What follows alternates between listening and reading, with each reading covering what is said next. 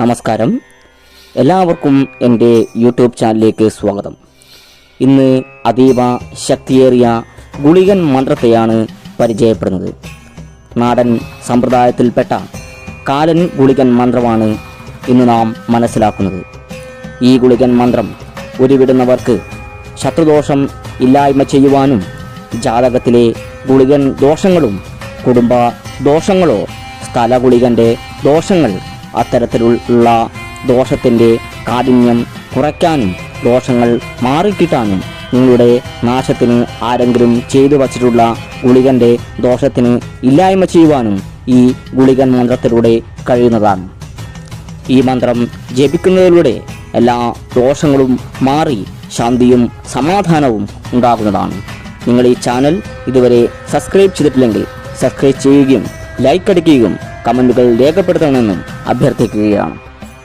ഈ ഗുളികൻ മന്ത്രത്തിലൂടെ ശത്രുനാശത്തിനുള്ള ഒരു രഹസ്യ മാർഗവും കൂടി പറയുന്നുണ്ട്. അതിനാൽ തന്നെ വീഡിയോ മുഴുവനായി കാണാൻ ശ്രമിക്കുക. ഇനി നമുക്ക് മന്ത്രമൊന്ന് പരിചയപ്പെടാം. നിങ്ങൾ ഈ കാണുന്ന മന്ത്രമാണ് കാലഗുളികൻ മന്ത്രം. ഓം നമോ ഭഗവതേ കാലാകാല ബ്രഹ്മകാലാകാല ഈശ്വരകാലാകാല പഞ്ചാക്ഷരകാലാകാല മഹാകാലാകാല നാഗകാലാകാല നിന്നെ ഞാൻ നനച്ച് സേവിക്കുമ്പോൾ നീ എനിക്ക് വശമായിരിക്ക സ്വഹ, എൻ ഗുരുവിനാണ് സ്വഹ. ഇങ്ങനെയാണ് മന്ത്രം ഉരുവിടേണ്ടത്. ഇത് നന്നായി പഠിച്ച് ഉറച്ചതിന് ശേഷം മാത്രം ഉരുവിടുക. 41 ദിവസം 21 തവണയാണ് മന്ത്രജപം നടത്തേണ്ടത്. എന്നാൽ ഈ ഗുളികൻ സാന്നിധ്യം നിങ്ങളിൽ ഉണ്ടാകുന്നതാണ്. വൈകിട്ടുള്ള സന്ധ്യാവന്ദന വേളയിൽ നിങ്ങൾക്ക് ഉരുവിടാവുന്നതാണ്. മന്ത്രം 41 ദിവസം ജപിച്ച് പൂർത്തീകരിച്ചാൽ ഗുളികൻ സാന്നിധ്യം ഉണ്ടാവുകയും ഏതൊരു കാര്യത്തിന് നിങ്ങൾ പുറപ്പെടുമ്പോഴും നിങ്ങൾക്ക് വിജയം സുനിശ്ചിതമായിരിക്കും എന്നതിൽ യാതൊരുവിധ സംശയവും വേണ്ട. അത്രയ്ക്കും ശക്തിയേറിയ മന്ത്രമാണ് ഈ ഗുളികൻ മന്ത്രം. ഈ ഒരു മന്ത്രം നിങ്ങളുടെ ജീവിതത്തിലെ സഹിക്കാൻ പറ്റാത്ത പ്രശ്നങ്ങൾക്ക് മാത്രമേ ഉപയോഗിക്കാൻ പാടുള്ളൂ. അത് നിങ്ങൾ പ്രത്യേകം ശ്രദ്ധിക്കേണ്ടതാണ്. അതിനാൽ തന്നെ അത്രയ്ക്കും അത്യാവശ്യമായ കാര്യത്തിന് മാത്രമേ മന്ത്രം പ്രയോഗിക്കാവൂ. വെറുതെ ഒരു പരീക്ഷണാർത്ഥം ജപം നടത്തരുത്. അത്രയ്ക്ക് പ്രത്യേകം പറയുകയാണ്. എല്ലാ കാര്യങ്ങൾക്കും ഗുളികനെ ഉപയോഗിക്കരുത്. അങ്ങനെ ചെയ്താൽ നമുക്ക് തന്നെ തിരിച്ചടി ലഭിക്കുന്നതാണ്.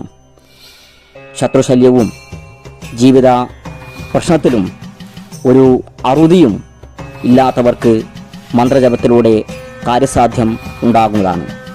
യാതൊരുവിധ ദോഷങ്ങളും ഇല്ലാത്തവർ ഈ മന്ത്രജപം നടത്തേണ്ടതില്ല. എന്തെങ്കിലും ഗുളികദോഷം ഉള്ളവർക്ക് ഈ മന്ത്രജപം നടത്താവുന്നതാണ്.